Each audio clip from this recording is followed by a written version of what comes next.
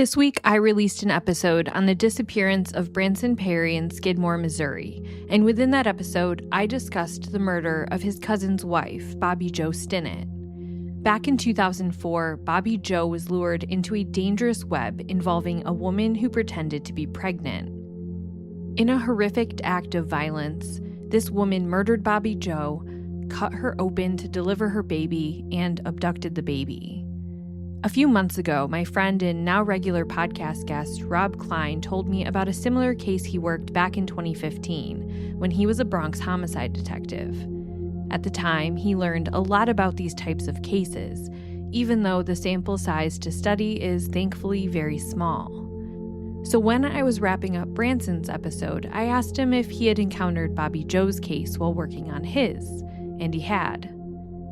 Within a day or so of that conversation, we found out that Netflix was releasing the documentary Maternal Instinct, which highlights another brutal and tragic case of a beautiful mother named Reagan Simmons Hancock, who was murdered by an acquaintance in the same way that Bobbie Jo was killed. Crimes involving fetal abduction are incredibly rare, but when they do happen, they are among the most difficult for people to comprehend. They leave behind a level of devastation that extends far beyond the immediate victim. Families are shattered, communities are left searching for answers, and in many cases, the deception behind the crime has touched dozens of people who were manipulated for months, sometimes even years. There are very few detectives who can say they've worked a case like this. I'm sorry Detective Klein has to be one of them, because it means the case I'm about to tell you about today actually exists. Angelikque Sutton should be in her 30s today, raising her daughter and living the life she'd been planning for. Instead, her future was stolen when she was murdered just days before giving birth. Angelikque was more than the shocking headlines that followed her death. She was a daughter, a mother-to-be, and a young woman who was loved by the people around her. While cases like hers remain uncommon, they do continue to happen. Despite how rare these crimes are, the majority of known fetal abduction cases have taken place in recent decades.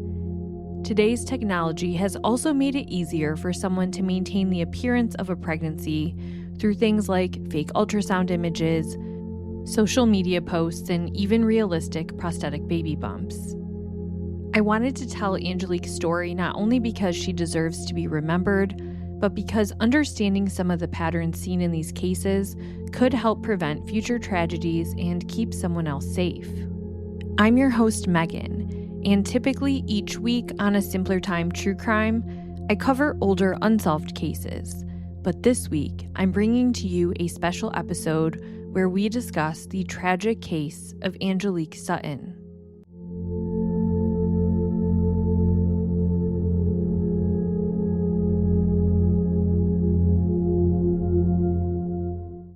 I want to take a moment to thank retired NYPD first grade detective Robert Klein for joining me for this episode and being willing to share his insights not only into this particular case, but this type of case. I also want to give listeners a major heads up that there is just simply no way to talk about this type of crime in a way that doesn't get into the graphic details. Detective Klein experienced showing up on that scene firsthand, so while we discuss those details with care and respect, just know that if you think this may be too much for you, I'd recommend skipping this episode and joining me for my next regular Monday episode. I get it, no hard feelings. So please take care when listening, and with that, let's get into it. It was the afternoon of Friday, November 30th, 2015, when the Bronx Homicide team got called in to a crime scene. Day one, I'm sitting at my desk, and the bell rung, as we used to say, meaning we had a new one. And I remember looking at the digital dispatch, the iCat log, and it said that a woman had called 911 and said that she was attacked by someone and killed that person and had her baby in the process. Which, you read those details and you're like, what? No way. There's no way that happened. There was a couple subsequent 911 calls, I think, which were from the perp's boyfriend who had arrived on scene, and his, I think, a friend of his that was there as well. And there was definitely details about a baby being born. So, like, they're starting to form a picture, and it's, still a wild tale from inception, but all right, we took a ride over there. Got to the scene on Monticello, and I pull up, and there's an ambulance already on scene. And I stepped out of the vehicle, and I noticed a female, who I later determined to be Ashley Wade, sitting in the ambulance handcuffed. And I just peeked in the ambulance, and then I talked to a detective who was standing by out front, and he tells me her hands are covered in blood. I was like, do we think she just had a baby? That's what she's saying. And I noticed a woman standing in the fenced-in area in front of the building, and I'm like, ma'am, who are you? And she's like, oh, I'm the landlord. I said, okay, do you know this woman in here? She said, yeah, it's my tenant. All right, let me ask you this. Was she pregnant? She's like, oh, she was very pregnant. Matter of fact, she was slated to give birth like any day now. Like, I think she was going to be induced soon. Okay. So in my mind, I'm like, this woman just had a baby. Was she attacked? And did she give birth during the process? Because if that's the case, then this isn't going to be a viable prosecution, right? So I peeked in the ambulance and I said, what happened? Risky move, because she's in handcuffs, she's in custody, and I'm asking her questions, knowing that whatever I'm going to learn from that, at that point, I think she may be a victim that's in handcuffs. So that's why I'm doing it.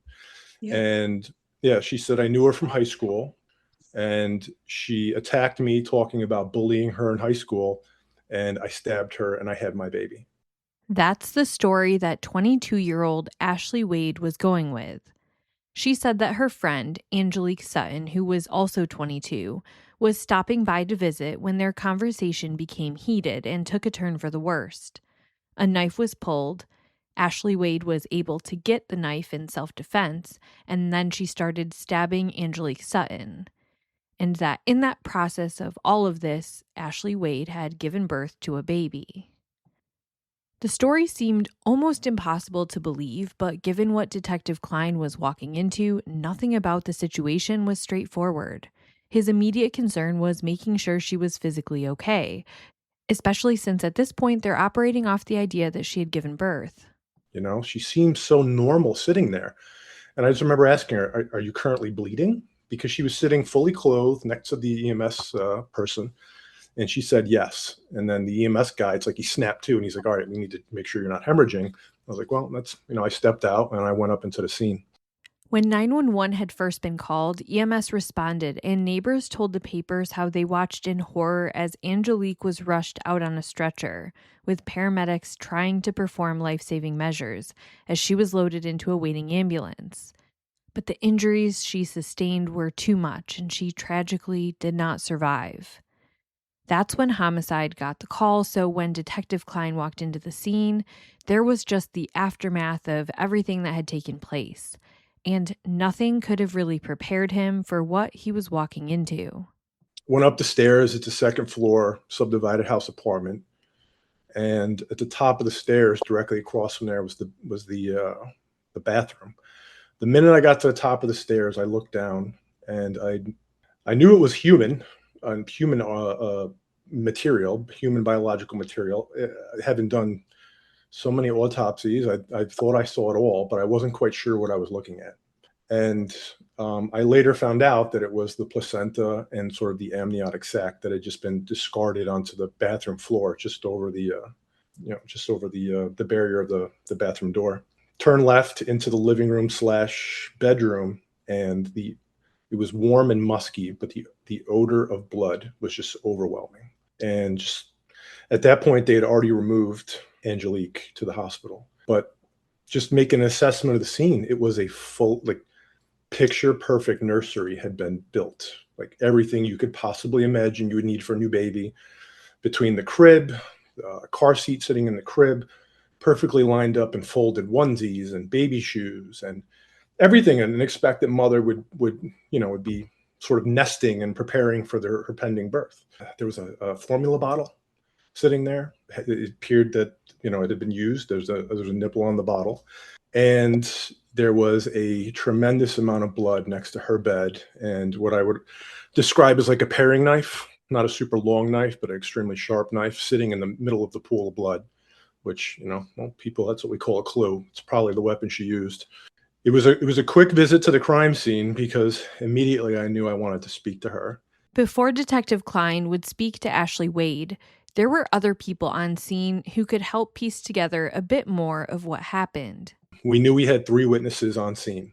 We had Angel Prelo, who is the boyfriend to Ashley Wade, and 2 other males, one of which was Angel's brother and a friend. I know we want to start talking to our witnesses before time gets, before the clock's ticking. And I know eventually we want to make it to talk to her. So pretty soon after we arrived on scene, we went back to the precinct. We brought those 3 males. I think the first person that we spoke to was the boyfriend, Angel Prelo. And Angel says, yeah, no, this is my girlfriend. She's been pregnant for 9 months.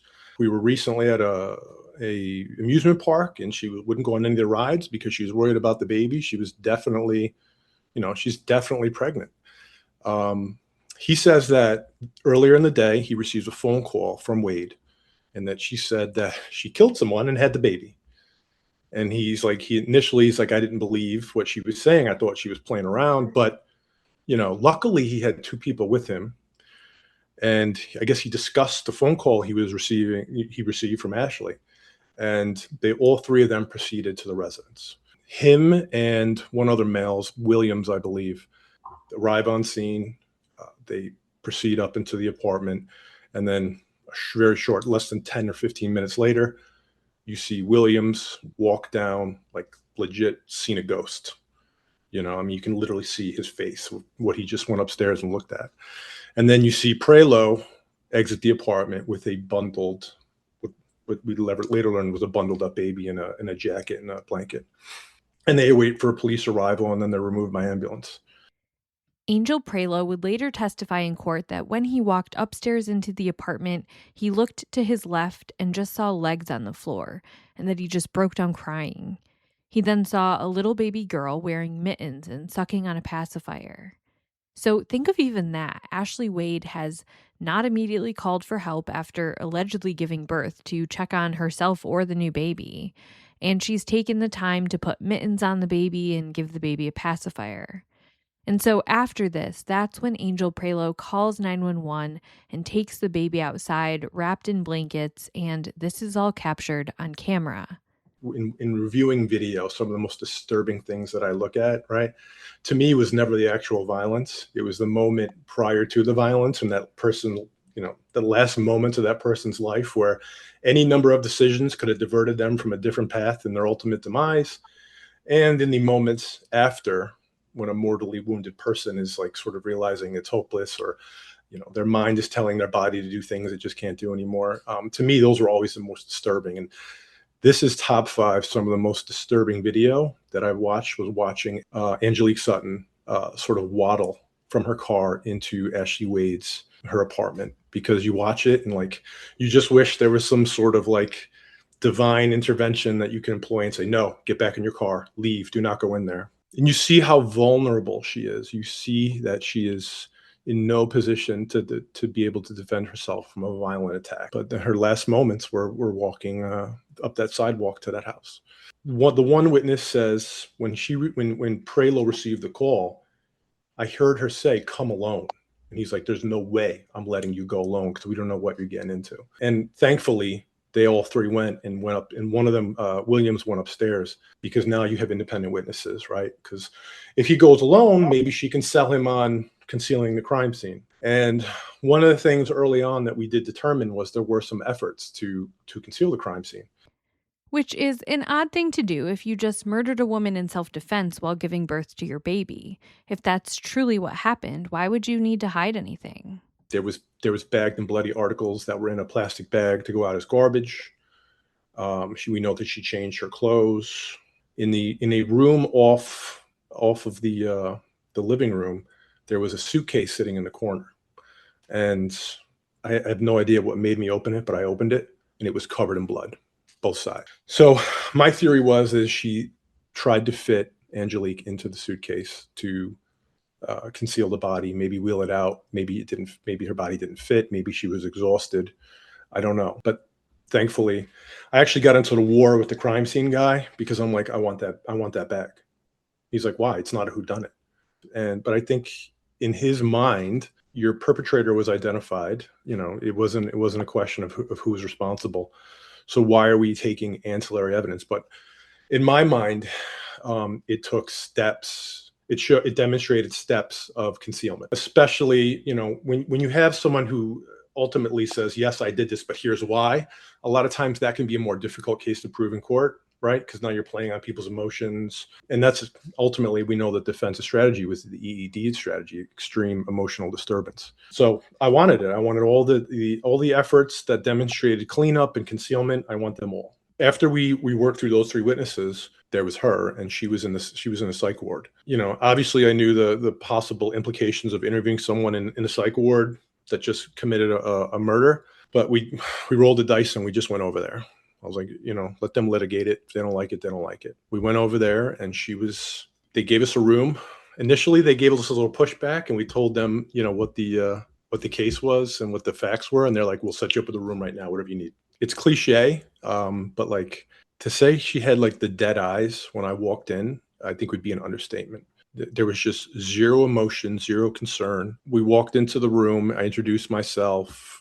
She was not upset. She was not asking for anything. We made it through Miranda, which, is always a crapshoot. She waived her rights, and she tried to spin this tale of reconnecting with Angelique and her showing up out of the blue 9 months pregnant and attempting to attack her. I said, all right, well, if that's the story, then would you mind writing it? And she wrote a full legal page detailing exactly that. And sort of at the end of it, I kind of presented to her. I said, listen, you're a smart girl, right? You have all these academic awards. You have a real job. You work with, she did something with helping disabled adults in an academic environment, I think. I was like, you're a smart girl. I know you watch TV. You know that they're going to do DNA testing on this baby, right? Like, step one, determine who the paternal and maternal parents are. So they're going to know right away. And if this is the story you're going to sell, if you're going to sell this, weave this tale of being attacked by the poor pregnant girl, it's going to look really bad. And, maybe you should reconsider. So she asked for the pen back, and she starts to write yet again. And this time she alters the narrative. Okay, I wasn't really pregnant, because up until that point, it was like, that's my baby. I don't care what anyone says. And prior to us talking to her, she had refused an exam, which is obviously a red flag. She had told one of the detectives in the hospital, that's my baby. I don't care what anyone says. So she's, she's painting a picture, and she's sticking with the fairy tale that this is still her baby, which I think was a parallel to the Netflix doc that just came out. And, she was dug in even as they were pressing her, and it was very similar. But, after we sort of gave her that, appeal to reason, appeal to logic approach, she altered her statement, and she said, all right, so I wasn't really pregnant. I lost the baby when he, meaning Prelo, kicked or punched me in the stomach at 3 months, but I didn't tell him. And after I'd been attacked and I'd stabbed her, I wanted to save the baby, right? So now she's going to save the baby by doing a crude cesarean section, which, even though it's absolute madness, it's actually pretty crafty, because you're coming up with an alternate theory that still makes you less than culpable for murder. And she wrote that out. That was something at trial that they really hammered down on, because she complained that I said, listen, change your statement or people are going to think you're crazy. Well, you know what? I did say that, Ashley, because it is crazy, and you did change it. And it was still crazy. It was just better crazy. So that's where we sort of left off, that she was saving the baby. She wasn't going to see another baby die. We had learned previously from Angel that she had separate pregnancy claim, where she claimed to be pregnant and then disappeared for a week and then reemerged saying, oh, I lost the baby. I was in the hospital for a week. I didn't want to bother anyone. So when she's pregnant this time, her Prelo's family was like, yo, she's probably not pregnant again. She probably wasn't pregnant this time. And that's something that he actually articulated to us during the interview, which, obviously is in line with what we were suspecting. If you watched the Netflix doc Maternal Instincts, that part may seem familiar to you too. We're going to get more into what detectives found as part of Ashley Wade's history of deception and the careful planning that went into this crime. But first, I want to revisit Angelique and her family for a moment, because on that day, Detective Klein had to do one of the hardest parts of the job. We had to obviously we had to notify the Sutton family. And I think this is the last death notification where I felt like legit emotion, because this one sort of hardened me. Both her parents are wonderful people, both heavily involved in the church. Her father, I think, was a deacon in a Harlem church, which we actually attended a service with them. And to walk in that door and have to tell those folks that their, I think, 22-year-old pregnant daughter had just been butchered and that their grandchild was at Montefiore North Hospital. I mean, it was like pain exemplified, the mother at one point like hit my chest and said no. And then the next moment was hugging me, and it was like just too much. And I think that one made everyone after it easier. I know how crazy that sounds to say. I understand why he says it sounds crazy, but not to me. It's just, I can't imagine that death notification. Angelikque, or Angel as she was known to many of those who loved her, was part of a close-knit family. Her father, William, was a bishop at Zion Hill Pentecostal Church, and her mother was also a pastor. Angelikque lived with her 2 sisters, and they were so excited to have a baby niece joining the family. She had been dating her fiancé, Patrick Bradley, for years, and this was their first baby. That Friday evening on November 20th, they were actually going to get married that day. They're going to do a quiet courthouse wedding, and it was just their preparation for the days leading up to Angelikque's due date. She had just graduated from St. John's University with a degree in criminal justice. It's unclear what her exact career goals were, but now the very people she may have worked alongside someday were investigating her murder. 1,000 people gathered for her funeral, where her sister read a poem titled Angelikque Rest, written by her mother. A vigil was also held where friends, family, and community members placed candles under a photo that read, "So well loved." Her friends and family described her as not having any enemies. One even described her as a selfless individual. Everyone was just shocked that something like this could happen. Despite their pain, her parents carried on with a typical church service that Sunday, leaning into their faith community. Her father asked the congregation if they had ever been so devastated they couldn't pray, and her mother played the organ with tears in her eyes. In the midst of all of this, though, they shared with their faith community that they drew strength from the one light of this whole situation: the new member of their family, a baby girl named Genesis, who miraculously survived the ordeal and was doing well. In fact, back on that Friday, the day of the crime, when Detective Klein was still freshly dealing with everything from the crime scene and trying to piece everything together, he had some judgment calls he had to make in real time. Angel Prelo is at the hospital with the baby that he thinks is his. I get a phone call from a doctor, and he's like, "What do I do here?" I was like, "That baby's part of a crime scene. There's going to be a cop there. Tell that guy to get out. And no one sees the baby without my permission." I don't even know I could say that. I was just sort of shooting from the hip. But he listened. And later on, I got a phone call from Patrick Bradley, the father of Genesis. And he was like, "That's my baby. They're not letting me in." I said, "All right, let me speak to him." And I said, "All right, I don't know if this is right. I'm believing my gut. He's the father. Give him access, only him." And they're like, "All right." He says, "I'm just making these calls. I have no idea." To that extent, I got a text message from Patrick about a year ago, him just, again, thanking me for giving him that access. Because ultimately it led to his name being put on the birth certificate. And there were subsequent DNA tests that confirmed he's the father. But it would have been much more of a legal hassle if he wasn't given access and his name wasn't on the birth certificate. Angelikque's family was committed to assisting the detectives working her case to provide any information they were aware of that could help better make sense of the dynamics she had with Ashley Wade and any clues from the days and weeks leading up to the crime. The family was very much a partner in this. They're such strong people, and they provided insight. We did learn from Angelique's sister that Ashley and her had reconnected on Facebook Messenger. And maybe not in the way you're thinking. One of the saddest parts of this story is that Angelique had made the initial contact with Ashley Wade, just being a relational person and wanting to reconnect with an old childhood friend. So the very first correspondence between the two is June of 15. And in a interesting, unfortunate twist, it was actually Angelique that reached out to Ashley because they had sort of, I guess they'd gone to the same church.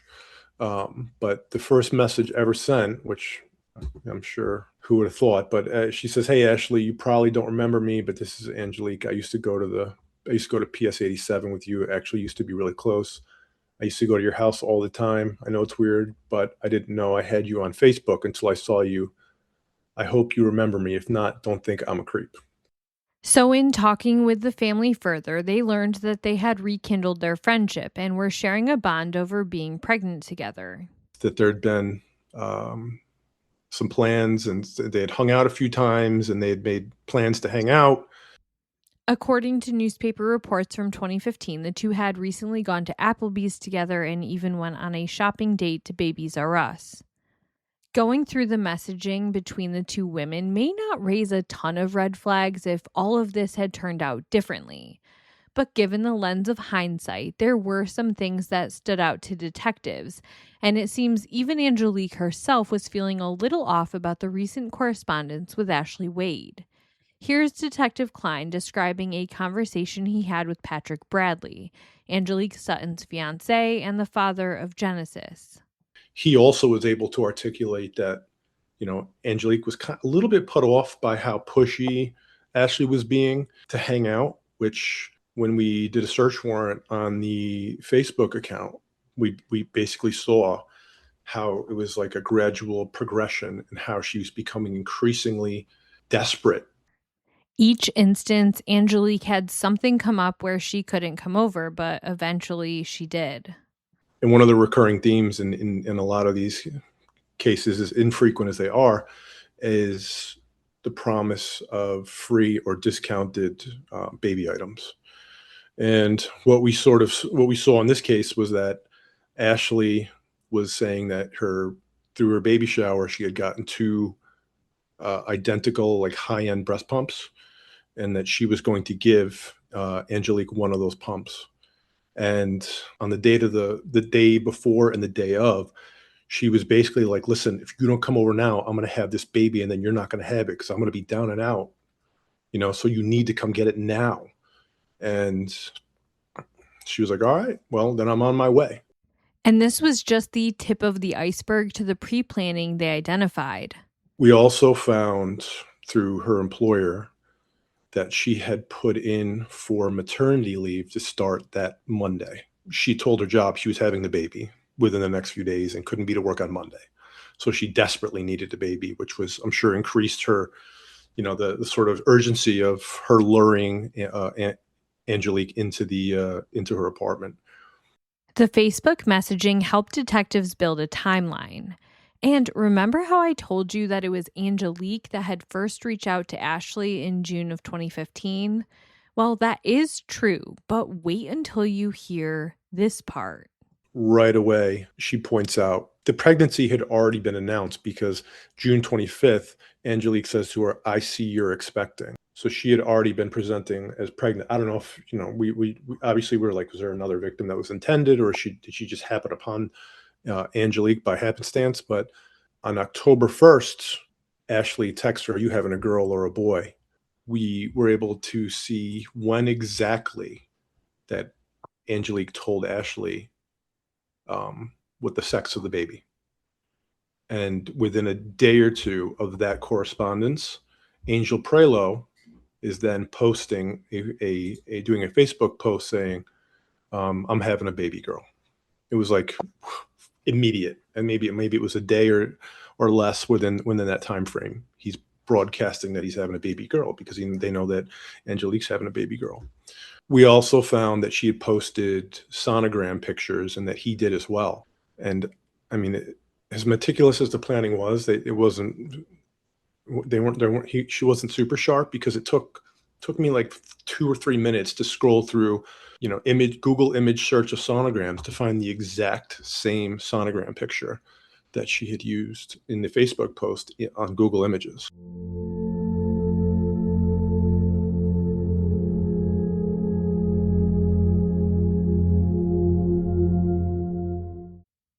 I know I already gave the content warning for the entirety of this episode, but just as a special heads up, this next part is where Detective Klein discusses the autopsy. The autopsy, probably one of the worst ones I've been to. All the wounds to Angelique were in her throat, with a ton of defensive wounds in her hands. It was apparent that her voice box had been damaged. I know in the media they made a big deal out of, she silenced her by cutting her voice box. I don't think that was intentional. I think it was just secondary to the 10 stab wounds to her throat. It was very much apparent that she had fought for her life viciously. And regarding the sort of crude cesarean, I remember asking the doctor, like, how could this happen? Like, how could she do this successfully? And even he was like, I don't think I could replicate this surgery in that apartment with that knife to the extent that she did. He said, I would expect that she did extensive research. And as part of the search warrant, we had done her phones and her tablets and all that stuff, because we thought even her job computer, we dumped her job computer looking for, how do I do a cesarean section at home? And we didn't find anything like that. We know Ashley Wade claimed previous pregnancies and miscarriages. However, the investigation didn't reveal previous legitimate pregnancies. That was the piece that made Angel Prelow's family suspicious of this pregnancy. Outside of that, Ashley led a pretty normal life. When neighbors were interviewed early on by the papers, they said she was quiet and kept to herself. She worked in an educational role within the disability services field, and Detective Klein told me that within the apartment there were academic awards hanging all over the walls. In talking with her supervisor, she was a star employee with no history of disciplinary issues. Earlier, Detective Klein told us how Angel Prelow said she was cautious about avoiding roller coasters and taking what seemed to be regular precautions as a woman who was expecting a baby. As you would expect. One of the conversations a lot of people talking about the Netflix doc Maternal Instinct have been saying is, how did this boyfriend not know? And it's a fair question, so I asked Detective Klein, how did Angel Prelow not know? I mean, let's be honest, this is your romantic partner. You're going to see them without clothes on at some point, so how did Angel not notice that she wasn't pregnant? And he told me that in talking with Angel told them that Ashley had shared with Angel that she had a condition called placenta previa, which is a real pregnancy condition where the placenta partially or completely covers the opening of the cervix and can get pretty dangerous because you often experience heavy bleeding in later in your pregnancy, and you run the risk of hemorrhaging during delivery. The management of this condition while you're still pregnant is often bed rest and no sexual intercourse. So with that, she had concocted a legitimate seeming reason for him to not see her naked, which would have, of course, exposed the lie. Detective Klein told me that they looked everywhere for whatever she was wearing and using to look pregnant, be it some sort of silicone prosthetic pregnancy belly or whatnot. They went dumpster diving, went through all her trash all over the place. They searched the apartment. It was nowhere. And we know that Ashley Wade did not leave after committing the homicide because she was covered in blood and she had the baby. So that would mean that she would have had to preemptively dispose of this, whatever it was she wore, before Angelique showed up that day. That paints the picture that Angelique got to that apartment, and one of the very last things that she had to see before she was attacked was that her friend was not actually pregnant. And I can't imagine how afraid she must have been in that moment. It's just devastating to think about. Earlier in the episode, Detective Klein mentioned the perfectly put together nursery, all the baby supplies, the registry. and that just underscored all the pre-planning that went into this. But now it was time to take things to trial and see what defense Ashley Wade and her legal team had up their sleeves. We knew that they were going to have to try to undermine like her mental culpability, right, with the EED, which is exactly what they did. And basically what an EED defense is that it basically says that like the defendant was under such extreme emotional disturbance for which there was an excuse or an explanation, and that the reasonableness of that explanation or excuse could be determined from the viewpoint of a person in the defendant's situation under the circumstance the defendant believed them to be, EED. And one of the things they tried to use to sell that was like my interview, because prior to going in, I had done a quick background on her, a quick, just a cursory background. And I saw she had domestic intercourse with her mother, and that she had a sort of a tumultuous relationship with her mother. And I sort of played on that to evoke emotion, which ultimately was successful. And I should have mentioned that prior, but that was part of the turning point to get her to sort of come up with a better version of the truth, other than just saying, you're going to look like a monster. But the defense attorney seized on the fact, like, even the detective knew she was a damaged human, and she, desperately needed someone to love because she wasn't loved. I mean, ultimately it wasn't successful, but, this trial, I mean, the crime scene photos alone, which has never happened in my experience, caused one of the jurors to literally pass out. It's true. On Thursday, September 28th, 2017, juror number 7 was so queasy from the crime scene photos, they passed out and had to be replaced. This apparently rattled Ashley Wade so much that she refused to come back to the courtroom on Friday, the 29th. Ashley Wade stuck to her story throughout the trial. She even at one point said, quote, "Before I spoke to detectives, I thought the baby was mine, but I knew something was wrong because I didn't remember her coming out of me. I didn't remember taking off my pants." Her attorney then asked her if she had killed her friend to steal her baby, to which she replied, no. Also in her statement, she said that she wanted the baby to be hers so much that she allowed it to, quote, cloud her judgment. But in the end, it would not go in Ashley Wade's favor. So obviously the jury didn't buy the EED defense, and she was found guilty, and she was sentenced to 40 years to life.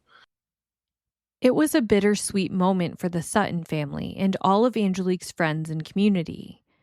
Justice was served, but in the end, they were still missing the young mother with her whole life ahead of her. Instead, the essence of her is carried on through the life of her beautiful daughter, who she wanted so much to be a mother to, who she fought so hard to survive for. The shining light that came from an unimaginable tragedy. And the baby, Genesis, who is doing great today. I heard from her father about a year ago. A beautiful young lady. She does well in school. He sent me some updated pictures of her. So I do still hear from them.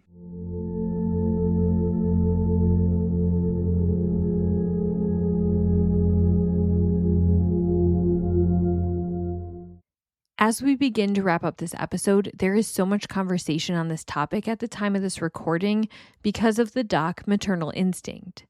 Part of what Detective Klein had told me quite a while ago was that while investigating this case, he looked into offender behavior in this type of crime. Thankfully, very rare. But I wanted to take a moment and have him discuss some of the common themes and prevention or red flags to look out for.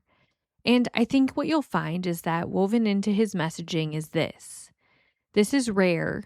You don't need to go around living in fear of this. It's highly unlikely that this would happen to you or anyone you know. And yet, pregnancy is a vulnerable time for women, and it's not a bad idea to just heighten some of your awareness to behaviors and alter a bit of your typical threshold for risk. No one had dealt with a case like this in my office. I don't even think there's another case in New York State that mirrors this. And I think the count on cases like this is maybe in the 20s. So, it is like super uncharted territory. But if you look at these cases and you look at the similarities to them, they're really, really glaring. And what you see is you see women. I think the expectation is this is like some overwhelming maternal instinct, right? And to feed that instinct, you need a baby, and that's not really, the motives are usually they're usually to keep a romantic partner, and I think the average, like if I remember correctly, the age is usually 20 to 40, but it's not, you think it's just like fertility issues. I think if you boiled it down to fertility issues, you would see these happening all the time because we all know someone who struggled with fertility or did IVF and stuff like that. I don't think it's that. I think it's like a narcissistic, sociopathic mindset where you'll do anything you can to keep a partner, including engage in prolonged meticulous planning in order to carry out this crime. It doesn't seem like anyone's ever been successful because every single one of these cases, and I think that shows the desperation, right? Every single one of these cases that we know of, there's a name attached to them there, and there's a prison sentence associated to that. The other thing that I noticed too is the babies from my research only survive about half the time, which I think goes to what the doctor said in replicating that, that environment and that procedure would be next to impossible for him. The babies often pass away as a result of the procedure, and anyone that does make it is an absolute miracle baby. And I think Genesis could easily be described as a miracle baby. These women almost always, with the exception of one occurrence, act alone. I think in one situation that I read about, there was a co-defendant who assisted in the crime. But for the most part, it's women on their own, planning. They're identifying their victims. They're syncing up their pregnancy progression with that woman. And then it is, it seems like more often than not, they're either lured to a desolate area or it happens, I think half the time in the actual victim's home, which seems counterintuitive to me because it's much harder to clean a crime scene in somewhere you don't live as opposed to, like Wade, who does it in her own apartment and tried to clean it up. The promise of free or discounted baby goods seems to be a recurring theme. I don't think that this is just solid advice for expecting mothers, but I think for anyone, like meeting anybody for a Facebook marketplace transaction in a desolate area is probably a pretty decent clue that something's going to go awry. I mean, I think I've said before, I probably worked 5 different cases that, even more so if I consider all the robbery cases, where like it was a setup deal from some sort of internet transaction, Craigslist back in the day, or Facebook Marketplace, where someone ended up robbed or dead. So, I mean, first and foremost, if we're thinking about how vulnerable pregnant women are, we probably should not be ever meeting anyone alone to buy or sell anything. And the other thing, in the modern day of social media, we love to trumpet our life achievements, and we love to tell all our friends and family what's going on in the world. And, I don't think anyone would ever expect that, like, posting the celebratory sonogram picture would get someone's, mind working and the clock ticking. I mean, you're letting someone know exactly when you're due. I don't think you shouldn't do that. I think you should just maybe, I know there's some options, and especially in Instagram, where you can select a smaller audience for certain things. So that's something I would definitely keep in mind. And I think, like, the reoccurrence of old friends. I mean, even though in this case we know that, Angelique rekindled the friendship that led to her demise. Rekindling friendships while you're expecting, and going on, hang sessions with people you haven't seen for years. Maybe wait for after the baby. I mean, it's probably a little overkill, but I don't know. What the good thing about this, like I said, is these cases are a statistical anomaly. I mean, I think you're more likely to be struck by lightning than pregnant, and for this to happen to you, right? I mean, it's the ultimate statistical anomaly. I mean, how many different how many MOs on a homicide can we say have only happened 20 something times for recorded history? Not, Right. There's nothing else comparable that I can think of. But I don't think it hurts to be vigilant and to sort of approach things with a slightly more finely tuned radar during those time frames. And I know when my wife was pregnant, she just, I'm sure like you did, still went to work and still got on the train down to Manhattan. At the time, she was still working in Manhattan. there's only so much you can do. But I think for the most part, we're safe. We just got to be careful. We just got to use a little bit of forethought. After this, I did just question if in the other cases he looked into, if there was that urgency, that pushing to meet in person, that whole type of thing. Did that occur?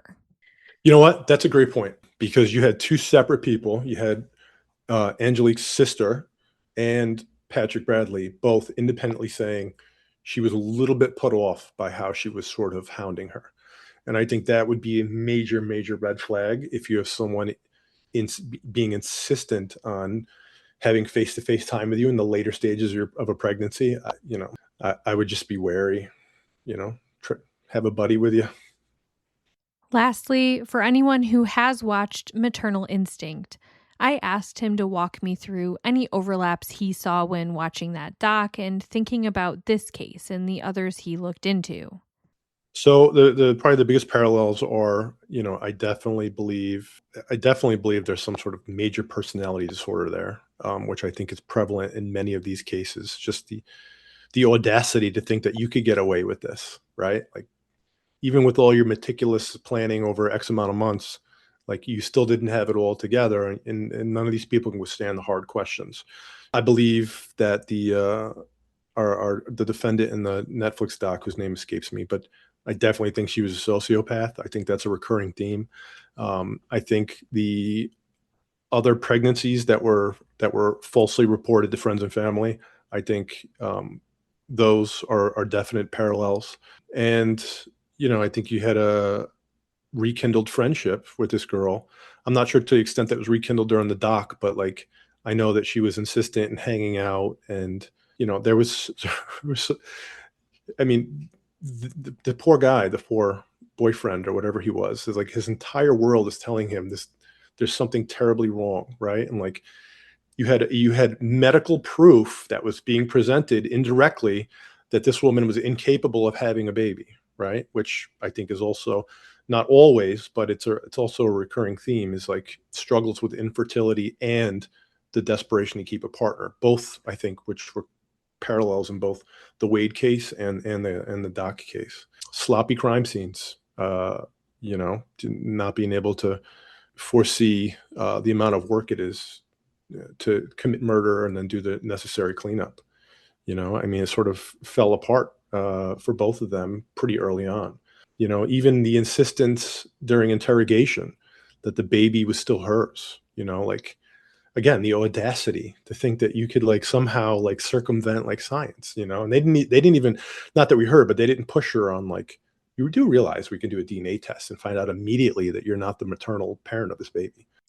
Detective Klein did a great job already sharing some of these statistics, but there were a couple more captured in a report from the National Center for Missing and Exploited Children, also known as NCMEC.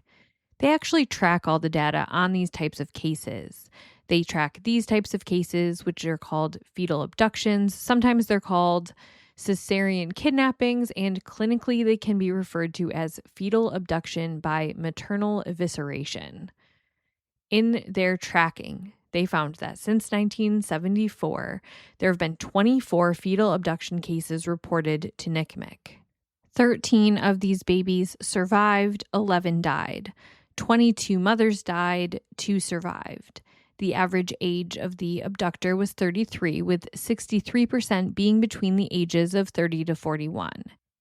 NCMEC also tracks infant abductions, which are more common, and in my second episode that I ever did of this podcast, when I covered the case of David Blackett, where a woman kidnapped a little baby days after his birth when she was posting as a hospital social worker, in that episode I get into these types of cases and that type of kidnapping as well. That's much more common, still rare, but NCMEC has identified 350 of those types of cases since 1964 when they began tracking. This includes abduction from healthcare facilities, homes, and the community. And of those cases, 13 remain missing. Those differ from the fetal abduction cases because oftentimes they don't have as much planning involved. They can, but they can also be more compulsive. When they plan the abduction, it's more common in these cases to not have a particular infant in mind. So the crime may be planned, but the victim is opportunistic. For all these types of cases, NCMEC continues to do great work, and they're doing education for healthcare professionals, prevention for expectant parents, and so much more. I'll link that part of their website in the show notes. To close out this episode, I want to just take a moment to remember Angelikque Sutton, to honor the amazing woman she was, and grieve with her loved ones for the woman and mother she never had the chance of becoming, and to wish peace and a continued beautiful future for her daughter and everyone who loved her. This has been another episode of A Simpler Time True Crime. If you appreciate the work I'm doing, the easiest way you can support me is to leave a 5-star review on your favorite listening platform and share the podcast episodes with friends on social media. I want to thank Rob Klein once again for joining me for another episode. The insight and experience he brings helps me to share these stories more completely, and I'm always learning something new from him. I'll have his other episodes that he has joined me for linked in the show notes, so if you haven't had a chance to listen to them, you can go back and do so. Just a reminder to send me your case suggestions by emailing me at simplertimecrimepod@gmail.com or messaging me on Instagram. As always, thank you so much for listening, and because this was a bonus episode, be ready for another episode coming out this Monday.